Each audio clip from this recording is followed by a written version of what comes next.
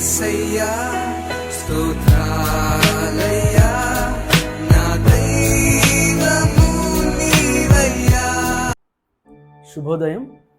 క్రీస్తు యేసునందు ప్రియమైన విశ్వాసులారా, మన రక్షకుడైన యేసుక్రీస్తు యొక్క పరిశుద్ధ నామంలో మీ అందరికీ ఉదయకాల శుభాలు తెలియజేస్తున్నాను.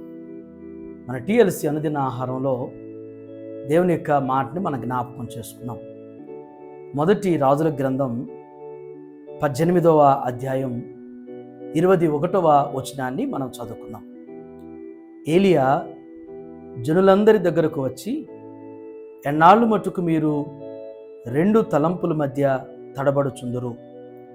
యెహోవా దేవుడైతే ఆయనను అనుసరించుడి, బయలు దేవుడైతే వానిని అనుసరించుడని ప్రకటన చేయగా, జనులు అతనికి ప్రత్యుత్తరముగా ఒక్క మాటైనను పలుకుక పోయిరి.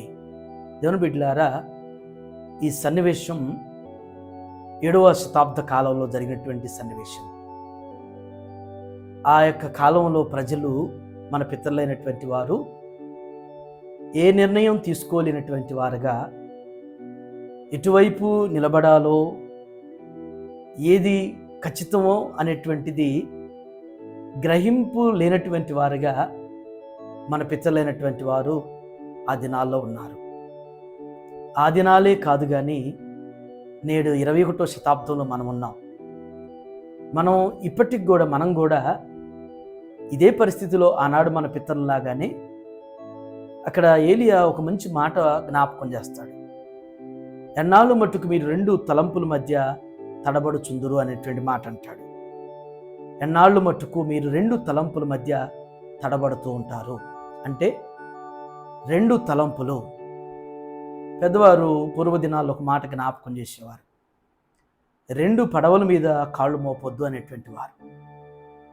మనం ఏదైనా ఒక పడవ మీద ఉంటే చేరవలసినటువంటి గమ్యం క్షేమంగా చేరగలుగుతాం, చేయవలసినటువంటి పని చక్కగా నెరవేర్చగలుగుతాం. అలాగే మన ప్రయాణంలో కూడా ఎలాంటి ఆందోళన లేకుండా క్షేమకరంగా ఉంటుంది. 2 పడవల మీద కాళ్ళు పెడితే గమ్యాన్ని చేరలేం, పనిని పూర్తి చేయలేం, ఆ ఒడ్డు చేరతామో లేదన్నటువంటి ఆవేదన, ఆందోళన కూడా ఉంటుంది. కాబట్టి అంటున్న పెద్దవాళ్ళు అన్నట్లుగానే 2 పడవల మీద కాళ్ళు పెట్టడం క్షేమం కాదు. అదేవిధంగా 2 తలంపులు కూడా, ఏదైనా ఒక తలంపు కలిగినప్పుడు మన నిర్ణయాలు బాగుంటాయి, సంపూర్ణంగా మనం పని చేయగలుగుతాం. ఉదయం ఒకవేళ మరి టీఎల్సీ అనుదిన ఆహారం చూస్తున్నటువంటి నీవు నేను ఎలా ఉన్నామో, 2 అంటే ద్వంద్వ మనస్తత్వాల్లాగా, ద్వంద్వ తలంపులు, 2 తలంపుల మధ్య చెయ్యాలా వద్దా, మంచా చెడా, ఏం చేయాలి ఏం చేయకూడదా అనేటువంటి పరిస్థితిలో, చెయ్యాలా వద్దనేటువంటి పరిస్థితిలో ఉండేటువంటి వారుగా ఉన్నామేమో. ఒకవేళ యేసు ప్రభు కాలంలో ఒక మాట జ్ఞాపకం చేశారు, ఉంటే వెచ్చగానైనుండు, లేకుంటే చల్లగానైనుండు, నులివెచ్చని స్థితి అనేటువంటిది జ్ఞాపకం చేశారు.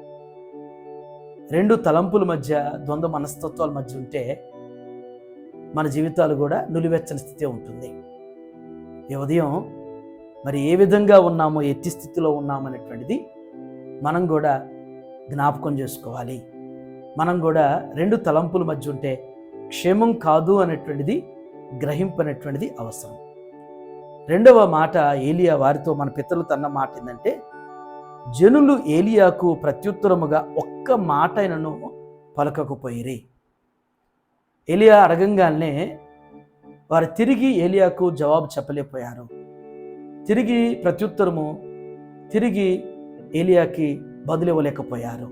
కారణం ఏంటంటే, వారి మైండ్ స్టెబిలిటీ లేకపోవటాన్ని బట్టి, ఒక స్థిరమైనటువంటి నిర్ణయాన్ని తీసుకోలేని పరిస్థితిలో ఉన్నారు. కాబట్టి ఎటువైపు ఉంటారు అనేటువంటిది, అటు నిజదేవుని వైపు ఉంటారా, బయలు వైపు ఉంటారా అని అడిగినప్పుడు అటుంటామో ఇటుంటామో అని కూడా చెప్పలేనటువంటి వారుగా ఉన్నారు. ఈ కాల సమయంలో మన స్థితి కూడా ఒకవేళ అలా ఉన్నదేమో. మనం ఒకవేళ దేవునిలో పరిపూర్ణంగా, దేవుని మీద నమ్మకం ఉంచడంలో కానీ, దేవుని మీద ఆధారపడటంలో కానీ, దేవుని కార్యాల విషయంలో నమ్మిక కలిగి ఉండటం అనేటువంటిది స్థిరపరచబడి ఉండాలి. అలా కాకుండా కొంతకాలం కొంత సమయం ఏమో లోకంలో, కొంత సమయం లోకానుసారంగా, కొంత సమయం లోకం యొక్క మరి ఆ ముచ్చట్లో, ఆ మనుగుడలో మన బ్రతుకులు ఉంటే రెండు తలంపుల మధ్య ఉన్నట్లే. ఏదైనా కానీ దేవునిలోనే ఉండాలి, లేకుంటే లోకంలోన్నా ఉండాలి. అటు ఇటు కాకుండా అటు కాలు ఇటు కాలు వేస్తే ఎటు చెందని వారిగా, ఏ కోవకు కూడా ముగింపు లేనటువంటి వారిగా నిలిచిపోయేటువంటి పరిస్థితి ఉంటుంది. కాబట్టి ఏది కూడా అటు దేవుడు కూడా కార్యాలు చేయలేడు. ఒకవేళ లోకంలో ఉంటే జీవితంలో వృద్ధి చెందటం కూడా ఖచ్చితంగా కనపడకపోదు. ఈ ఉదయం దేవునిలో ఉన్నట్లయితే, పరిపూర్ణంగా నిలిచి ఉంటే ఆయన ఫలింపజేస్తాడు, ఆయన వర్ధలింపజేస్తాడు. ఆయన కార్యాలు ఖచ్చితంగా నా జీవితంలో దేవుడు అనుగ్రహించగలడు.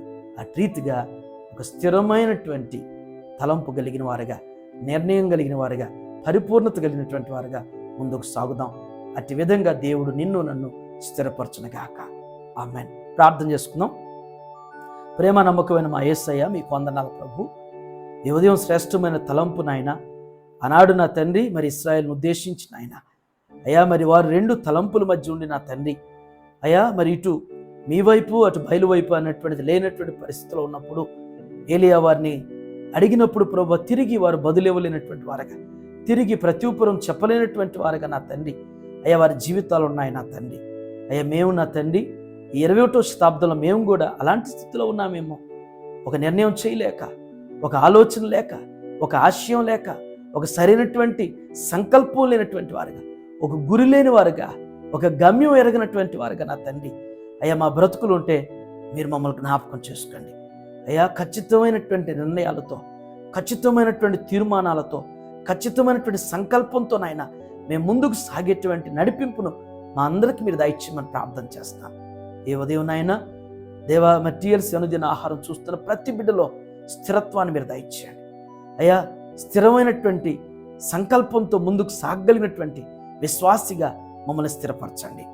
ఏ ఉదయం నా తండ్రి అయ్యా, మరి ఏ విషయాలను బట్టి అయితే నాయన మీ బిడ్డలు ప్రార్థిస్తున్నారో నిశ్చితమైతే వాటిలో సఫలతను మీరు దయచేసి ప్రతి బిడ్డకు నాయన, ప్రతి కుటుంబానికి ఆయన ఆరోగ్యాలు, సకల సౌభాగ్యం, శాంతి, సమాధాన, సంతోష, సమృద్ధిని దయచేయండి.